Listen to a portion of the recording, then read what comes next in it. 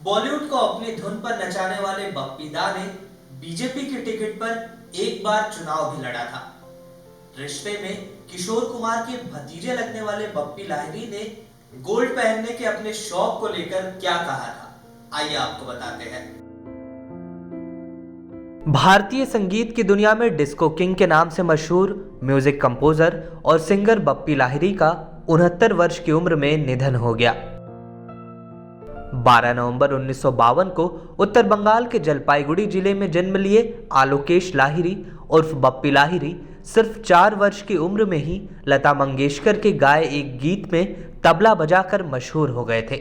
4 साल की उम्र से संगीत की दुनिया में कदम रखने वाले बप्पी लाहिरी ने 60 साल बाद 2011 में भी विद्या बालन की फिल्म डर्टी पिक्चर में संगीत देकर तहलका मचा दिया था। बप्पी दा के नाम से बॉलीवुड से लेकर हॉलीवुड में फेमस हुए बप्पी लाहिरी ने 80 के दशक में अपनी डिस्को धुनों से हिंदी फिल्मों में संगीत की दुनिया पर कई सालों तक राज किया। बॉलीवुड के संगीत को पारंपरिक वाद्य यंत्रों से हटकर डिजिटल करने वाले संगीतकारों में भी बप्पी लाहिरी का बड़ा योगदान माना जाता है। यह कहा जा सकता है कि बप्पी लाहिरी ने ही बॉलीवुड गीतों को पॉप का तड़का लगाया। बप्पी दा का म्यूजिक उस समय और पॉपुलर हुआ जब उन्होंने मिथुन चक्रवर्ती के साथ अपनी जोड़ी जमाई। इस जोड़ी ने बॉलीवुड में ऐसा धमाल मचाया कि आज भी लोग उनके दीवाने हैं।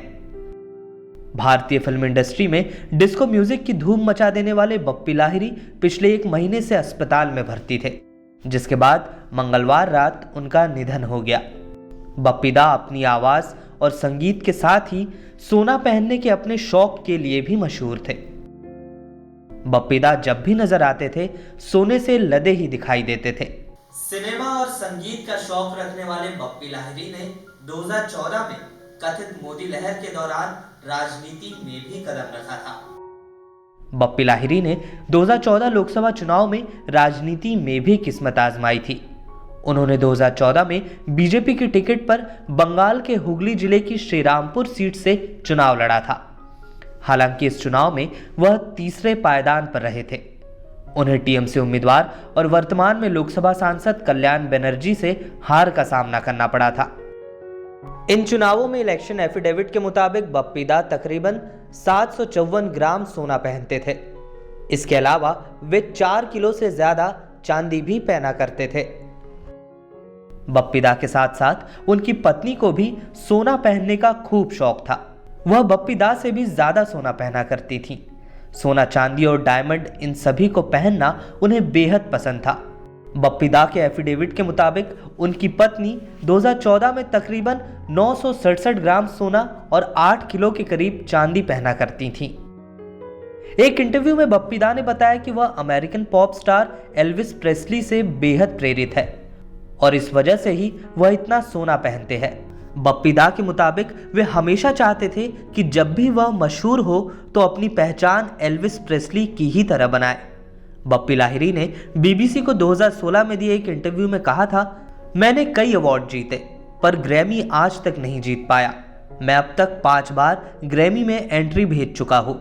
इस बार एक एल्बम इंडियन मेलोडी जिसमें सूफी, लोकगीत और भारतीय संगीत शैली के दूसरे गीत है, मैंने ग्रैमी के लिए पेश किए हैं।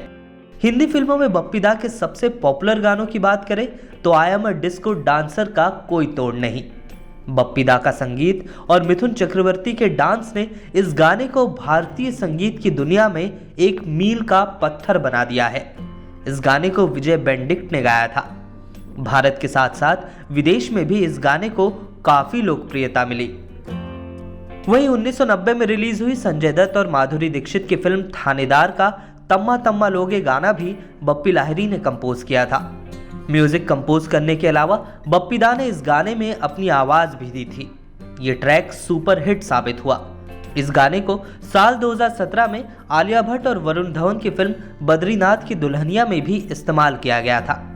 इसके अलावा फिल्म हिम्मतवाला में जितेंद्र और श्रीदेवी पर फिल्माया गया बप्पी लाहिरी का गाना ताकी ओ ताकी भी काफी पॉपुलर हुआ था। इस गाने को किशोर कुमार और आशा भोसले ने आवाज दी थी।